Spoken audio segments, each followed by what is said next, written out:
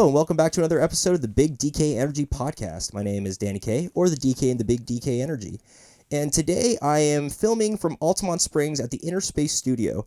And today across from me, he's an artist and business developer and a huge anime character, so he's just chock full of it. So we're going to find out more about him, what he does here, and more about the studio that I'm in itself. So without further ado, please help me in welcoming today's guest, Mr. Nile Flame. Hey, thank you, man. I appreciate you. That beautiful introduction, it says a lot. Today, we're at InnerSpace Orlando out of Altimonte Springs, powered by Genuine Creative. I'm pretty much a liaison for them, just helping facilitate anyone that needs to use their services, man, that they use. Music videos, recording studio, podcasting, what we're doing right now, whatever people want to use. It's a creative space, man. So yeah, it's a very dope spot. I locked in with them some months ago, man, and that's family now, so I'm excited. Excellent. Have you always been an artist yourself? The answer is yes to the question. To elaborate, I have been an artist since I can remember, but I've always changed like my medium of what style of artist I was and back and forth that way. And so it's funny that you say it that way because I do music. Most people want to interpret it as, oh, are you a rapper or are you a singer? Like most people don't really say artist because that's what, for me, it's art. Music is art. And so when I do my songs and everything, I look at it the same way a painter looks at a canvas. You know what I mean? So since that's how I view it, I appreciate you asking am I an artist and not just saying, so are you a rapper? That's two different things, two different things. So, of course, that makes sense that music is art. But however, what do you think people have in their mind when they think of a musician versus like an artist? So a musician, and if we get into the technical, right, we can look up the etymology and all that, but musician, when you hear it, you should think instrument. And I kind of educate people on that or teaching them that there's going to be instruments involved of some kind. Now, maybe they play the instrument or maybe they're the singer in a band that the band plays the instrument. And so their voice is now one of the instruments in that band. I was about to say, is a rapper considered a musician or is a rapper like its own category? A rapper is his own category that kind of just emerged out of, if I remember my music history correct, it emerged out of the 80s and the 90s when the topics changed. Yeah, that's right. I was watching Hip Hop Evolution on Netflix, and apparently all rapping started from the 80s because people who couldn't afford to go to the disco club, they didn't have anywhere else to go. So what they did was apparently they would go to like old abandoned warehouses. They would just throw parties, and there would be somebody playing music, and one guy would be emceeing up there just saying, like, hey, guy in the red shirt over there, you're going home with that girl with the curly hair or something like that. Exactly. That's what rapping is, and that's the history tells you everything. So I always tell people to follow the history or the mystery, as I like to say it. I love that, the mystery, because and honestly, why it's TORY. Exactly. It is a mystery because not that it came out of nowhere. I mean, rap has a lot of disco influences. It has they have some rock influences in there as well. But the thing is that just someone talking on a stage describing what he sees in the crowd is now a whole industry in itself. No, it really is. And as we go further into it, you can really realize too that showmanship and performing is a whole nother thing too, because artists don't always perform, but a rapper is expected to perform. What do you mean by that? Because of the history of that you just said. I can be a studio recording artist and make money as a studio recording artist and never do a show if I wanted to. Just release music, they buy my music, and they buy my merch, and I never perform or nothing. There's artists like that exist, and they're making a living off of that. But if you're a rapper, like how the history just showed you, like they're in the crowd, they're talking to the crowd, they're rapping to the crowd. Rapping kind of presumes performing, that you're going to perform, that you're going to talk in front of the audience. So that's kind of like a very distinction, if you will. Interesting. Yeah, like now that you mention it, I don't think I've ever heard of a shy rapper. No, exactly. You can't be a shy rapper because you have to have a confidence to go in front of people and say you're a rapper. So that's why if you tell somebody a rapper, a lot of the time the question is, let me hear you rap. That's the first thing they say. It's like, because that's what they're used to. That's what it means in people's minds. So you have to know that kind of when you're going into it. It's kind of like when someone says they're a comedian, someone goes, hey, tell me a joke, funny guy. Exactly. Don't say you're a comedian, you're not ready to tell no joke. And don't say you're a rapper if you're not ready to perform. So that's kind of how I look at it. I like that perspective. So what are some changes in the music landscape that you've seen within the past 5 years? 5 years.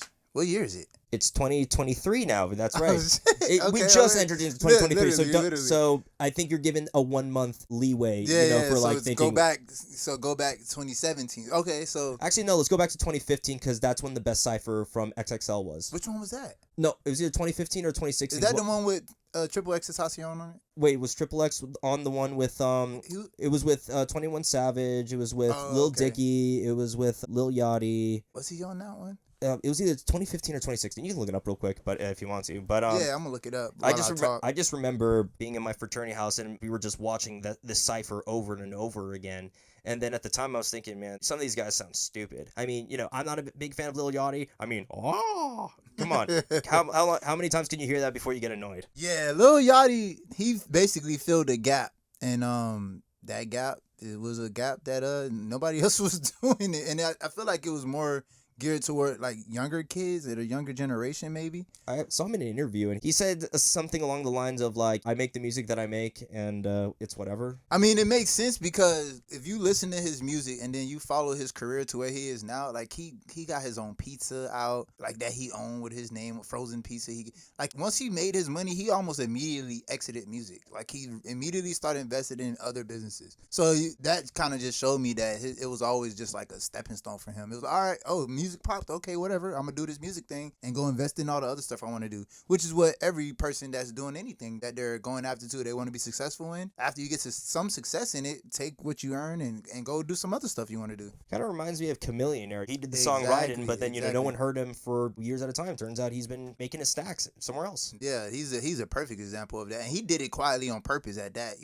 there was a couple of stories I read that kind of came out through the years on him, and he made sure they stayed in the hush. Got good lawyers, good attorneys, right, and publicists, so none of it came out. But the changes, to answer your question, let's start where we are and go backwards. The biggest change right now is this whole crypto thing, right? You know what I mean? Like this crypto just revolutionized music or being an artist or creative in general. So that's probably the newest change, right? That I'm kind of like very excited about personally. How does crypto affect the music industry?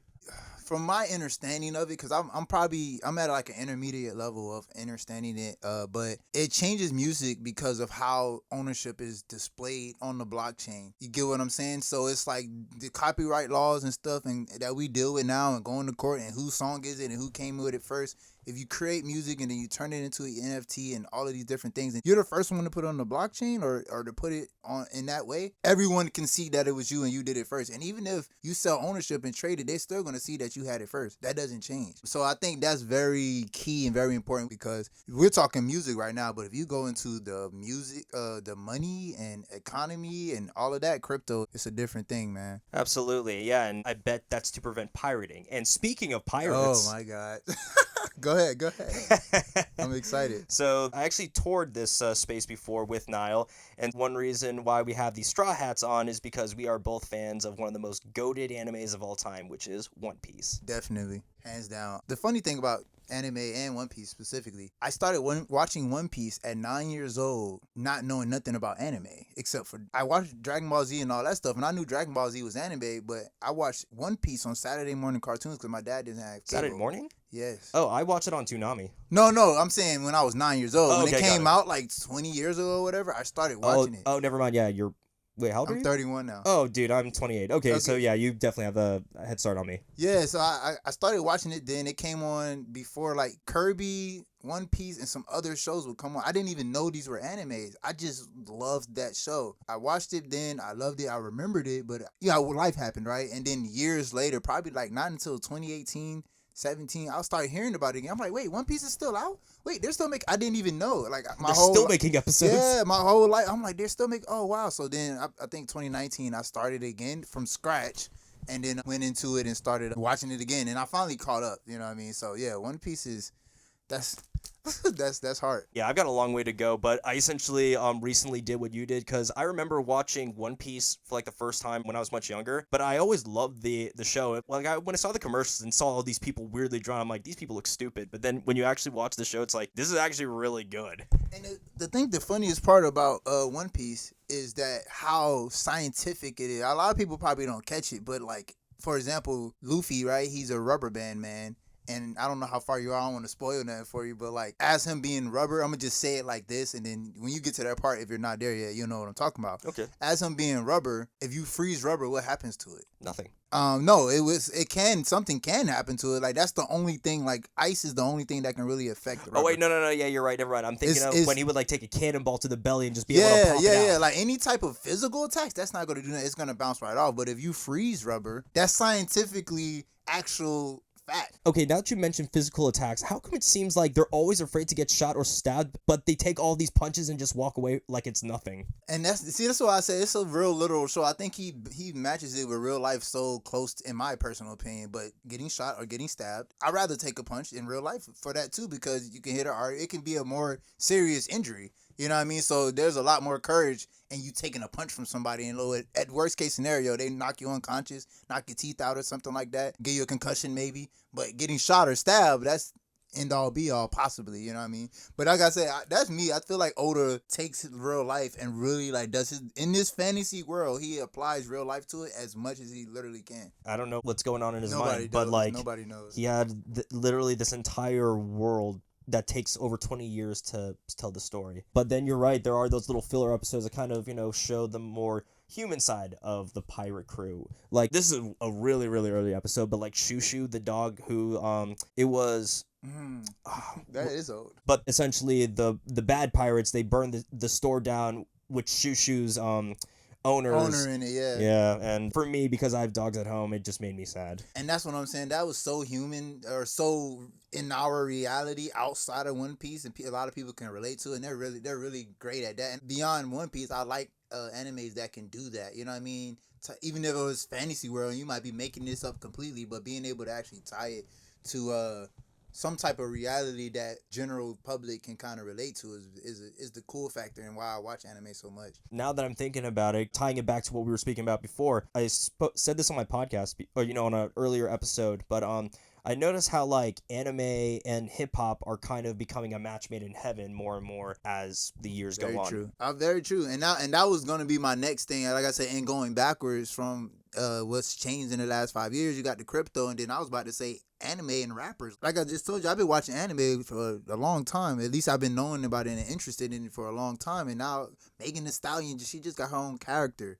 And she had a deal with Crunchyroll, and I'm just like, wait, rappers really like, and like this, rappers used to tease people that like anime and make rhymes about you being corny and lame. So it's just kind of funny seeing that, happen in today's time. Yeah, I mean, listen, as a Jew, I'm not the biggest fan of Ye, but something that I've noticed about Ye is like, for example, in the Stronger music video, it was based off Akira. Shit, I did not catch that.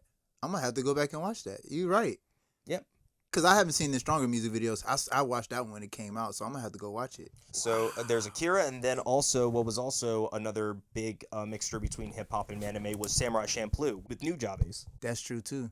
That's true. And then so, like, dang. Wait, Stronger's old, bro. Like, that's an old song. Like 2007, 2008. So, like, you're basically making me realize that this whole anime influence is on the low, been there. Well, basically, Kanye being the backpacker, he probably really is. He could be seen as the pioneer in spearheading, bringing it in a little bit. Because rappers like him, King Los, I seen him wearing anime. He does anime references. An artist named Keats that I listen to. I mean, it's a few artists I know that even rap anime lines in it. Fair enough. I mean, not that this is anime, but like, for example, this is kind of reminding me of like how the Wu-Tang would take old kung fu movies and sample them into their songs. It's the same, yeah. And for me, I'm a hip hop artist too. Like, I think that I don't always say that distinction, but it took me a while to kind of set on a genre, because when I write, I can write in any genre. I can write a country song, I can write an R&B, but hip hop, that's where it's at. So when you say Wu-Tang, I had to drop that in there, because I'm just like, kung fu is hip hop.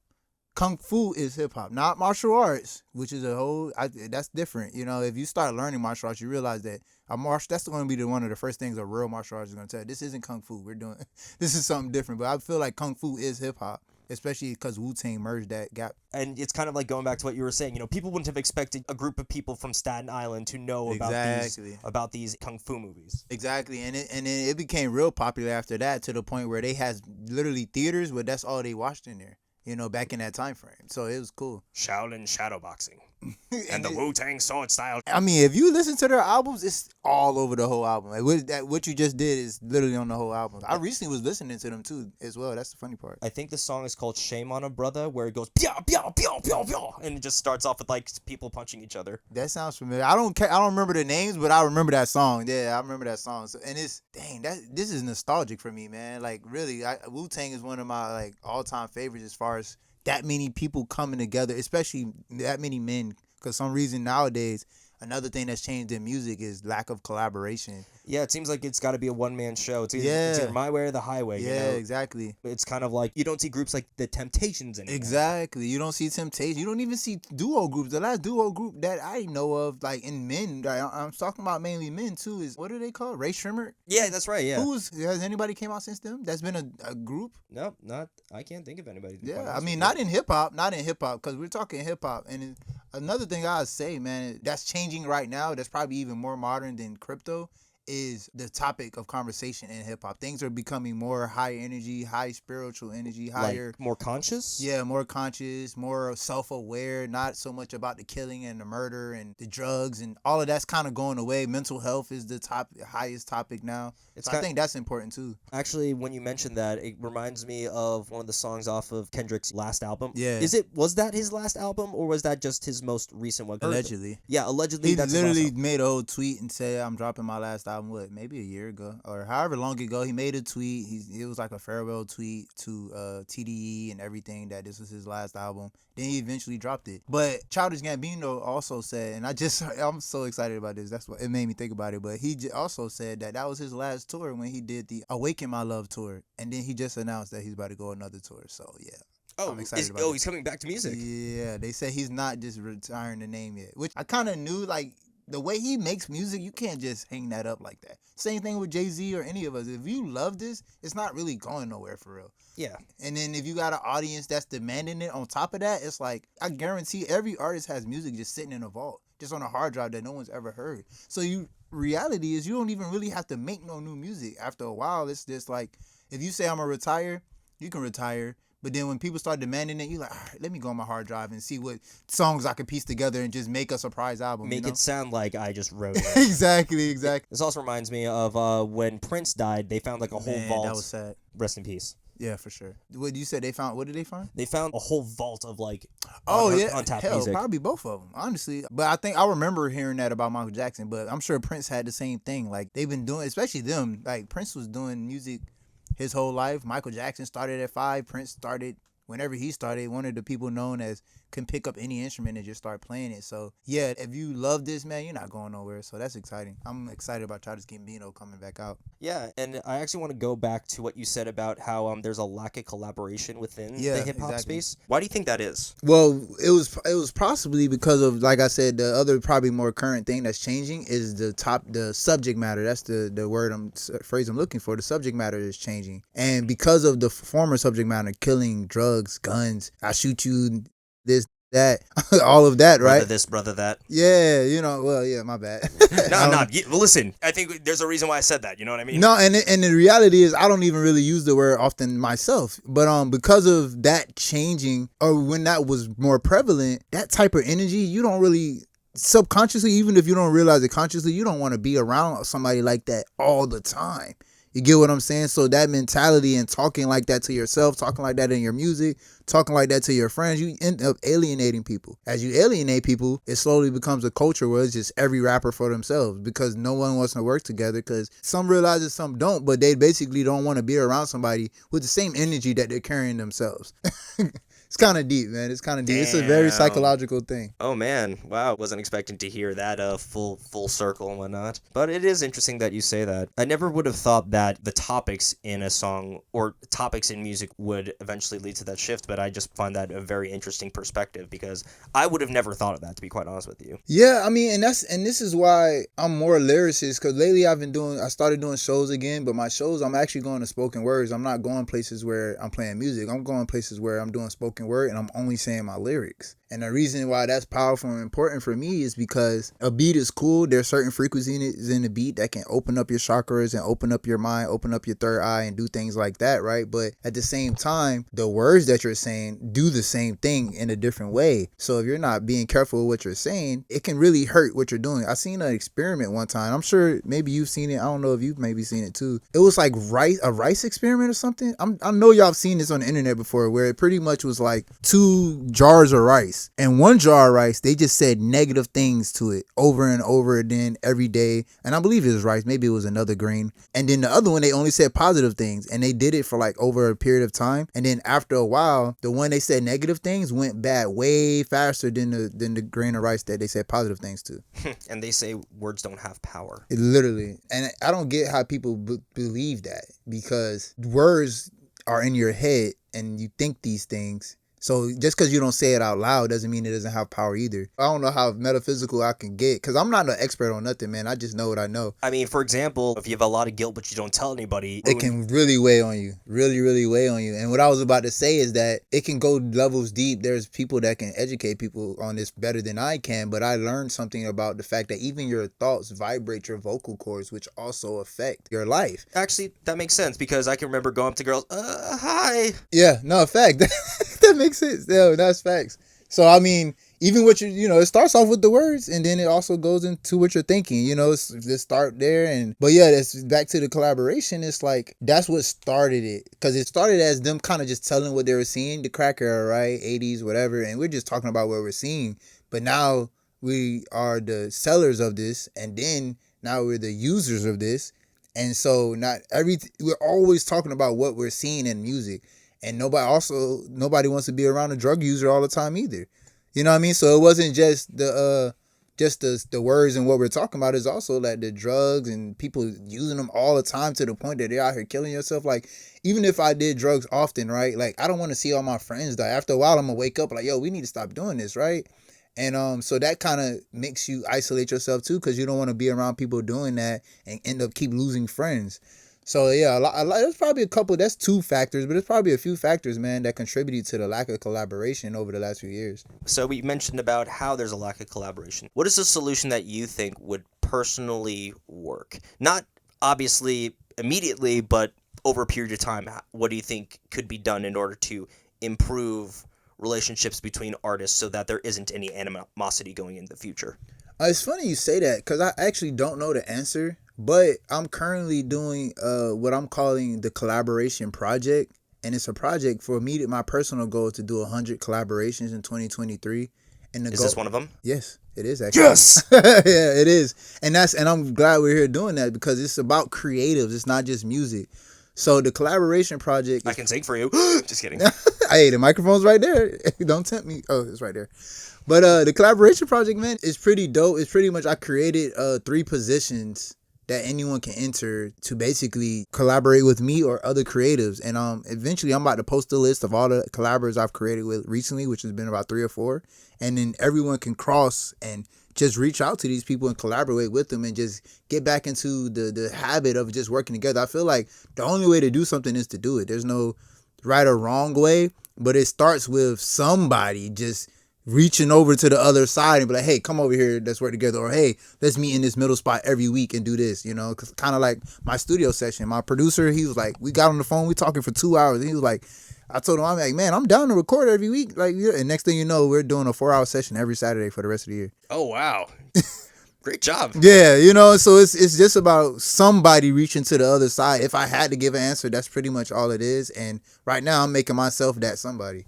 Well, that's great, because networking has power that most people can't even fathom. Because, just by being nice to one singular person could change the entire course of your life. So I'm sure you're doing that for a bunch of artists by saying, hey, let me help you out, by you hop in the studio and, let's make something happen. 100%, man. The positions are set up to where, you get access to my resources, use my knowledge. It's set up to where it costs no money, or if you want to spend money, the money goes into the project that we're doing. It's not going to me. You're not paying me. You're going to put the money into the project. We're going to market it and do things like that. But I like what you said about networking. It actually made me think of an anime, SAO, Sword Art Online.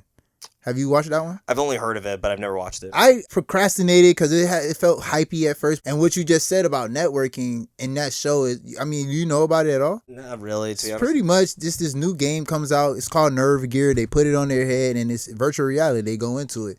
The creator of the game made it to once you was in that game, you was stuck until you beat the game. Oh, crap. It's one of those situations. Yeah, so the whole society gets in there and now they're stuck.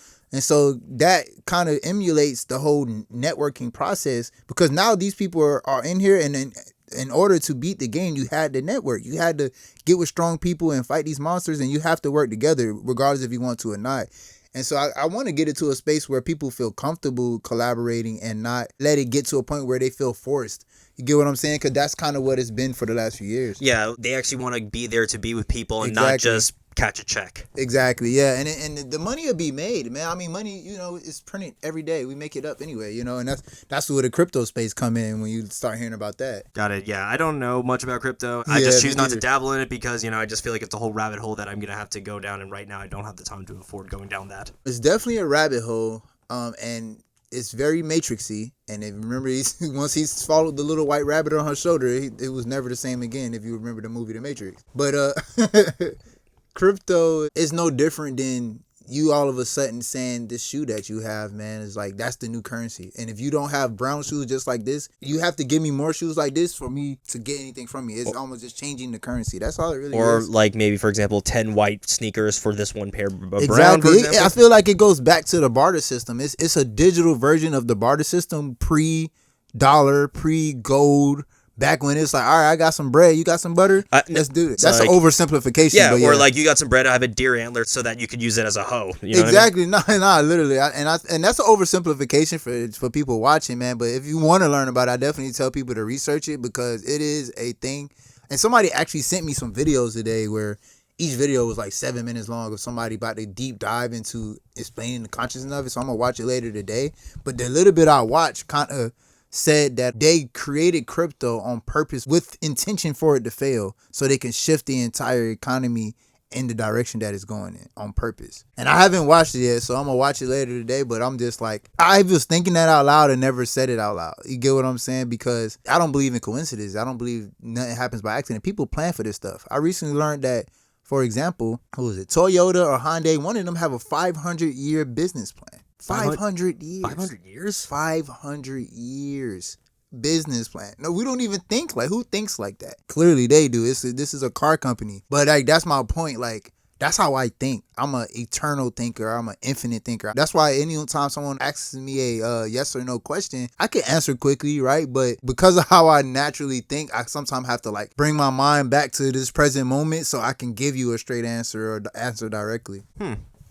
Yeah, I wish my brain worked that quickly. It works in other ways, though. Yeah, man. You're creative, man. I think everyone's brain has that capacity. It just comes down to, it's a discipline, I guess you could say. It's something you have. It's a skill just like everything else. You learn about it, then you cultivate the skill, and then you become better at it. Practice makes great. Yeah, absolutely. But, I just don't have time for crypto. But you are correct. Whether it is podcasting, whether it is being a lyricist, practice does make perfect. And speaking of practicing lyricism, you've been doing this for a while. Who are your main influences? My main influence, it's Childish Gambino as like an entertainer overall, man. I love that guy. Are you as tacky? I'm just kidding. I could be. I mean, the mustache is throwing me off right now. I'm not gonna lie. Have you seen that? Yeah. That threw me off. But he's older. He's not much older than us, right? Yeah, but then again, I've seen him full beard, no beard. Yeah, I think you just get bored and you want to try shit. You just like, well, okay, let me shake. I went bald just because, just to see. Actually, so have I. But here's the thing. At least you can grow out a beard. Mine's patchy, so. Yeah. I can't help with that one. I've tried to help my friends with it, and what works for me doesn't work for them, so I just gave up. It's all right. It's like being half Korean. I have no body hair, so that makes sense. Genetics play a lot into hair. I didn't know that. Genealogy is a whole nother rabbit hole. Honestly, it's something I study myself too in my spare time. But yeah, Childish Gambino, my pops, which is and I didn't realize my pops. Who? My dad. Oh, okay. Yeah, I call him Pops. Oh, I thought it was a rapper named Ma Pops, and I'm like, I've never heard of this guy. No, it's my dad though. My dad, I call him Pops. We call him Pops, my siblings. Okay, your Pops. Okay, that makes sense now. Yeah. I knew he influenced me a lot, but it's like this is the first time I'm at a first time in my life where I realized how much. So this fun fact: my dad's birthday is September 6th. Mine's the 14th. We're both Virgos. We think a lot alike in general, and then he's my father on top of that. And I was raised with him until about 12 years old with Jewish customs. By the way, Really? yeah, he basically kept telling me I did everything but have the bar mitzvah as far as the mentality. He taught me about money. Your dad's Jewish? He's not, but my godparents were Jewish out of Philly. Where I was born, he worked at a drugstore for about 15 years. The owner of the drugstore was Jewish, and so they were my godparents when I was born. Oh, nice. Yeah, that's a fun fact. That's kind of why I'm doing the spoken word stuff. So he influences me, and honestly, man, like my dad, Childish Gambino, and then kind of like I get my lyricism influences kind of really come from everyone I meet. That's why I'm always telling people, Hey, I this appreciate person their I energy. do not like. Literally, like when somebody rubbed me the wrong way, that's a whole song. You know what I'm saying? I mean, isn't that called a diss track? Yeah, literally, that's a diss track. That's a diss track. Like you make my food wrong at the restaurant, I'm going to put you in a song. Come on, Katie. You didn't flame my food enough. Katie. Now I'm gonna flame you. exactly, man. Like so. That's the micro influences, right? You know, and a lot of people don't pay attention to those. I'm hypersensitive to those. So that's why I'm always telling people I appreciate their energy, because being empathic as I am, I a lot of times can't even stop the flow of people's energy coming to me. And I had to really my dad trained me to get really good at Blocking that shit out. Well, more so how to manage it. More so, and manipulate it, and pass it through you, because you can't really block it for real. Like it'll hurt you more mentally. Try to block it. It's better to learn how to let it pass through you. It kind of reminds me of meditation, because Exactly. what they tell you to do is just have whatever thoughts come into your mind, just note that it's a thought and just in your brain. No, literally, and you gotta excuse me if I don't use like certain terminologies and stuff. And I'm working on it. I don't know where I got it from or nothing like that, but I do my best to either make sure my own thoughts and ideas are my own. Really, like I'm really aggressive about that, and then I stay away from wholeheartedly diving into man-made ideology, if that makes sense. Like processed foods? Yeah. You know, exactly, like processed foods. How you just said meditation. Meditation works and it's good. But it's like any one thing, I don't dive in it so far that it's like that's all I do. And I feel like a lot of people do that, and it kind of just takes them off their original path of who they are as a person. Like you have your own way of being, and I feel like you have to. The whole point of life is you figuring that out, your own way of being, and then walking on that path, and then everything that's meant for you will come on your path, and you stay on that path, and that's yours. You know, that's the funny thing about life's paths too. Sometimes it's a dirt road, sometimes it's a paved highway. But the thing is that your feet are gonna feel different on different parts, but that's okay, because your feet eventually become hardened so that you may be able to walk more miles. And that's a good analogy, man, because I think people probably, when their feet does start hurting, that's what makes them walk off the path. You know, when you think about that analogy, when it gets a little hard, they're like, okay, I don't like this. But without them realizing that is their path, or consciously knowing, being self-aware, hey, this is your path. You can't walk off your path. If you do, it's only going to be much, much worse than than this pain that you're feeling now. You're going to go deep into the woods, and you're never going to come out. Exactly. You know, so yeah, man, that's exciting. I said all my influences, right? My pops, Childish Gambino, and then micro influences from everybody I meet.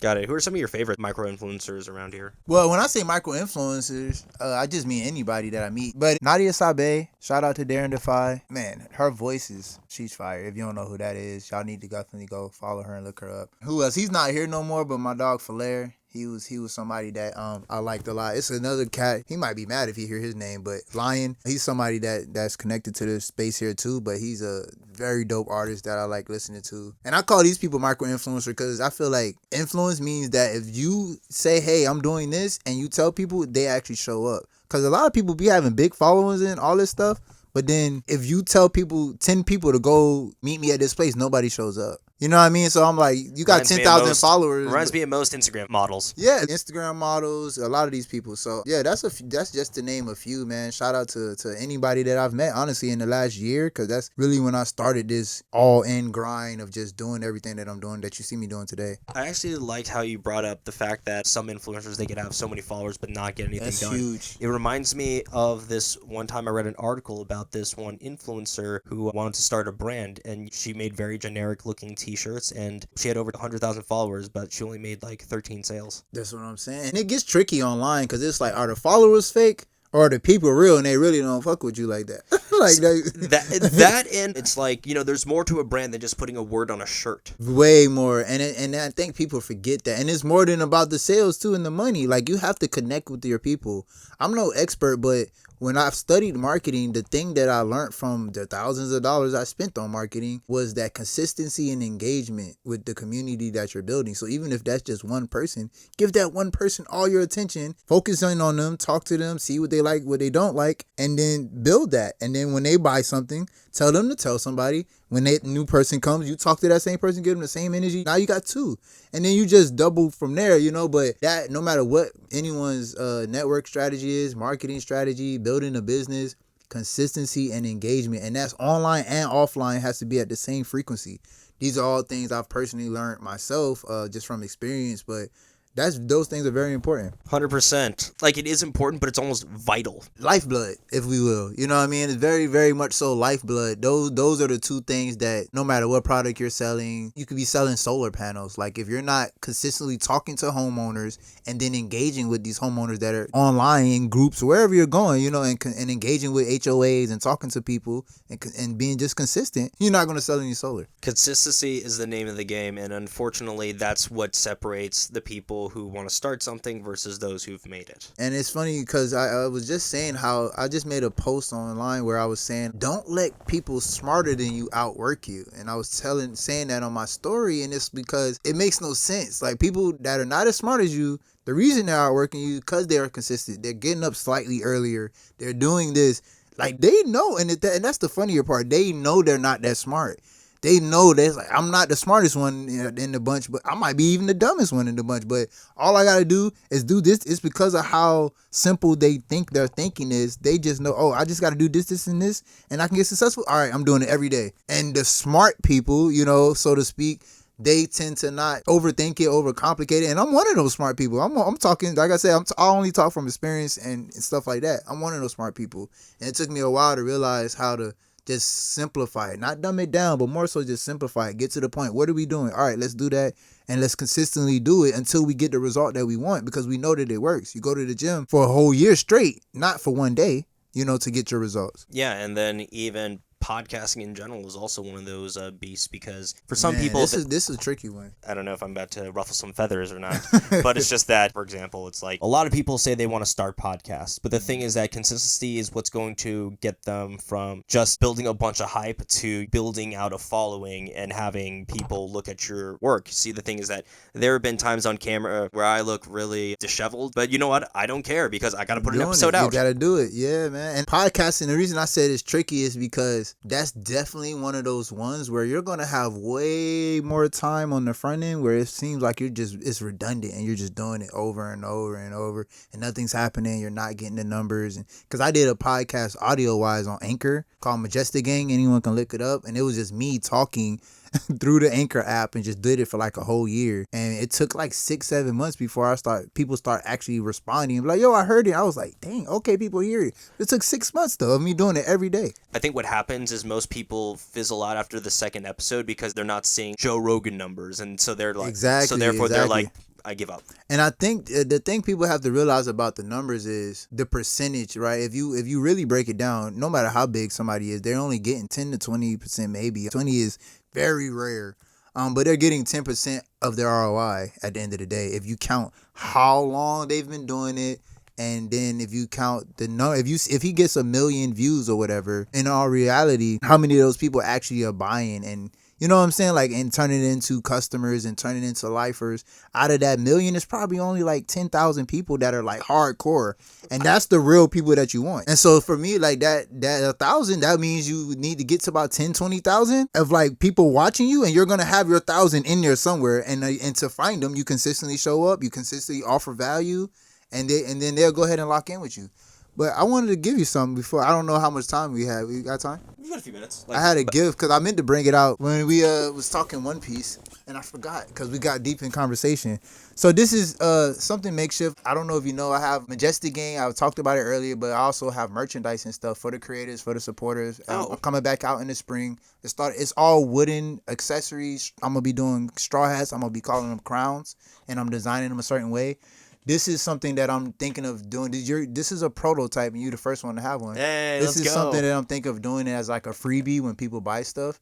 So it's here. Yeah, man. Oh, man, I appreciate it. I appreciate it. You allowing me to be on here. I think you'll appreciate that more than anybody, man. Oh, dude. Wow. Getting gifts for a podcast? Man, I already feel like Joe Rogan already. Hey, man, I had to get you something, man. I wanted to do something different, but that's what I got you, man. And the other thing is coming too. I got another gift, man, just for you. Like, let me do this. Well, next time I come through, I'm bringing y'all bucket hats. Oh, man, for real? Hell yeah, dude. Hey, let's do it. Hell yeah. Let's do it. I mean, do you want one? Okay, sweet. Let's do it. Excellent. All right, so this has been an awesome talk. Now we're going to go into the bonus question round. Man, Nile, I knew this was going to be a dope-ass interview. Same. I'm glad you was able to come today, man. Thank you so much. Thanks for letting me use the space, man. So we got to know more about what is in your mind, but now we're going to find more about you as a person through my favorite part of any Big DK Energy episode, which is the bonus question round. Let's go. I'm excited. 10 questions that you do not know about, but it will still be appropriate enough that you will still be working here afterwards. So that being said, are you ready? Yes. Excellent. So let's pull these up.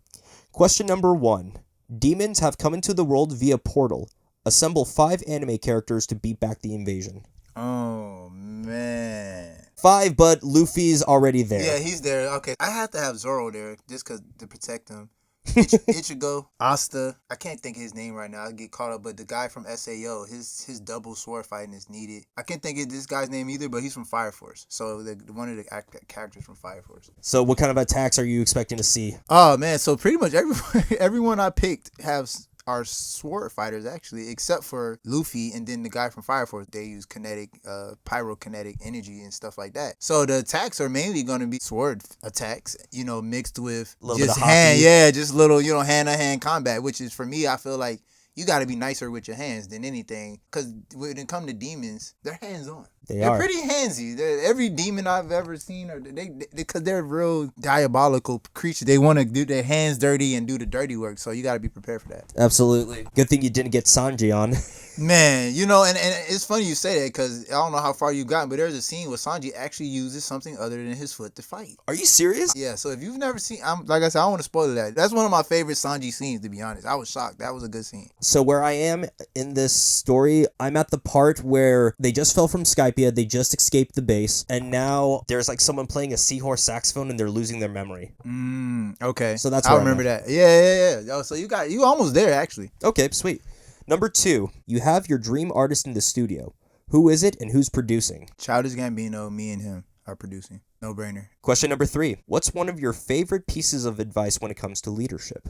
Ooh. Lead from the front and the back, meaning show people where to go, but also give them a push, like some motivating words, and be empathetic to wherever their current position is. I like that. It's kind of sad that people are like, show more empathy. I'm like, that wasn't a given before. Exactly. It's expected, but it's because of the world we in today, man. People forgot, so it's mainly just reminders at this point. Sad.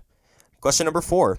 You're creating a pirate crew based on your favorite hip-hop artist. Who's the first mate, and give me 5 other members of the crew? My first mate would probably honestly be my brother, John Woods. Look him up, Spotify, wherever. This is my blood brother. We started out music together. It would be QT, who was just here. That's my dog. That's my partner. It would be actually my firearms, my gun collection.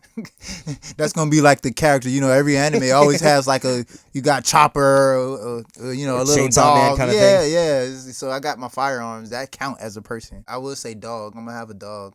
That's a trained dog on the team. I don't got many people in my life, man, as you would think. Oh, JID. Oh, he's good. Yeah, JID and Earth Gang. Well, that count as 2 people. I'll count it as one entity. Okay. Yeah, Earth Gang. Okay, sweet. Very diverse crew. Very diverse. Yeah, my bad, man. I know I'm wonky. Listen, it's usually the diverse crews that are the most fun. I mean, look at the Straw Hats. Exactly. Question number 5.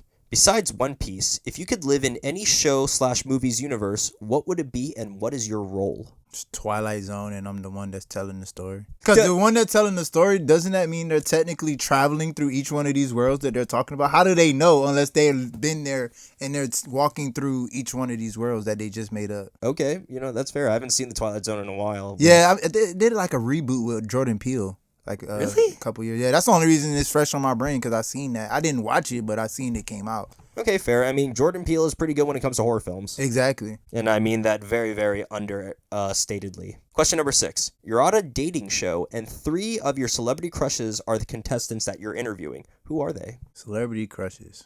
Man, I haven't had one of those in a while. I'm not even gonna lie to you. One of them right now that just popped up is Missy Elliott. I seen Missy Elliott. I was like, man, let me find out. Missy Elliott, Taraji P. Henson. And I put her on there because that's been a lifelong... I just love her energy, man. And I'm trying to make sure I be respectful, too, and pick people that aren't married. I don't know if those two are married or not. You know what? Let's assume they're not. Let's assume, yeah, I'm presuming that they're not, right? Yeah, so you get one more. The Kravitz daughter, Zoe. Zoe Kravitz. Oh, Zoe. she's a bad Zoe. Yeah, Zoe's that one. Dang. Now that you got me thinking about it, I'm thinking about celebrities that I had crushes on. I ain't thought about it in a minute. You got her. You got the singer. Kalani, that's right. Yeah. And I know she's married with a kid, so that's why I ain't saying her. And Noki. She just dropped her video, too. Bump everybody else. She's on the top of the list now. Question number 7. If you could have any creature, real or fake, be a permanent watchdog for InnerSpace, what would it be and what's its name? I gotta go OG with this one. It's gonna be a hellhound, specifically from Supernatural, one of my favorite shows. The Winchester brothers. Yeah, I miss them, man. I miss them. Let me guess. Do you have like breaking case, hellhound, axe up? Do you have some like rock salt in there or something like that? Basically, yeah. It's right there by the front door. You just didn't see it. That's all. Exactly. Yeah. And what's the hellhound's name? We just gonna call it Galaxy because it's not a male or female. Okay. Galaxy it is. Good dog. Question number 8. Naming different artists. You're creating a music festival. Name the 6 headliners and the charity it benefits. Jaden Smith, Joyner Lucas. You can bring back people from the dead if you need to. Oh man, so that's the case. Tupac is there. Triple X Tentacion is there. So that's how you pronounce it. Okay, I've always seen it, but I'm like, how do you pronounce it?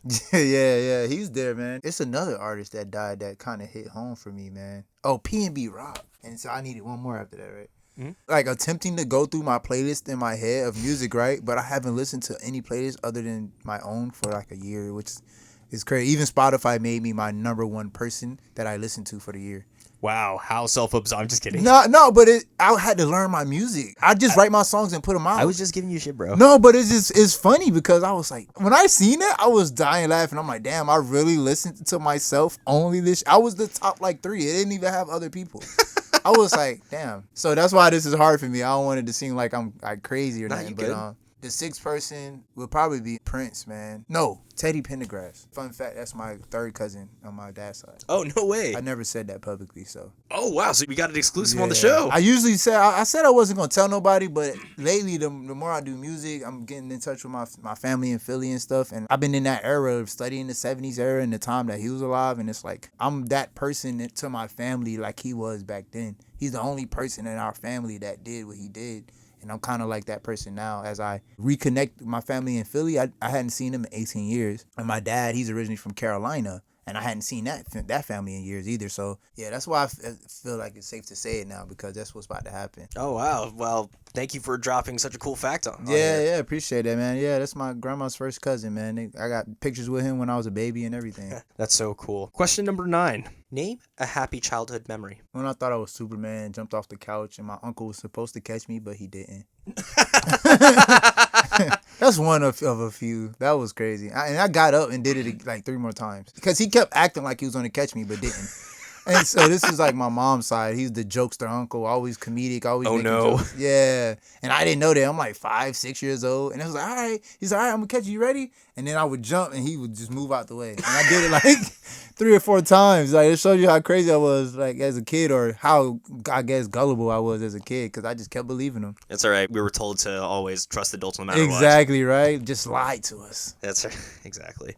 So, Nile, we're having such a great time that we're actually at the last question. Okay. And the question, it's the same question that I ask everybody, but the answers always vary. And that is, what is your best, most recent accomplishment? Oh, man. Here, how about one personal, one professional? Professionally, man, I would say just here at InnerSpace, they recently awarded me as the #1 intern, and I didn't see that coming. I got that framed in my house and everything, and that was cool because I attempted to go to Full Sail and go to music school in Georgia as well, 2 different schools, and I could never really pull it off, man. So I kind of just had to be YouTube and Google University, YouTube College. and just figure it out. And so they took a chance on me, allowed me to come here. I appreciate them. Thank you, InnerSpace. Shout out to them. And that's the professional side. So that was pretty cool. On the personal side, man, me having my son full time right now is without getting emotional about it. The short story is that me and my son's mom didn't get to really raise him. He was with his grandmother up until he was like 8. So that's a whole story with the system and how that works, and it's crazy. So then eventually his mother got him, and me and her, worked together so I can see him and stuff. And now he's 13 years old, and now I have him full time. And without going into details, that is just highly emotional for me because I never saw that coming. Let me not say that. I definitely saw it coming, but just not this soon. I thought it would have been like later down the road. And so personally, that's huge for me because I know it's needed for him at his age, being at 13 years old and things like that. So wow, you're a great dad. Yeah, man, I appreciate it. So, well, I think that's an amazing accomplishment in itself. People can talk about awards they've won, like you just did, and people can talk about other monumental things, but, at the same time, just the simple things in life, just like having a family it's